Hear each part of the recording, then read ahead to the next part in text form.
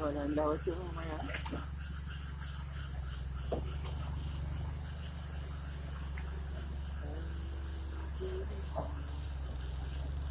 Welcome to Philippines. Wala na rin yung daan.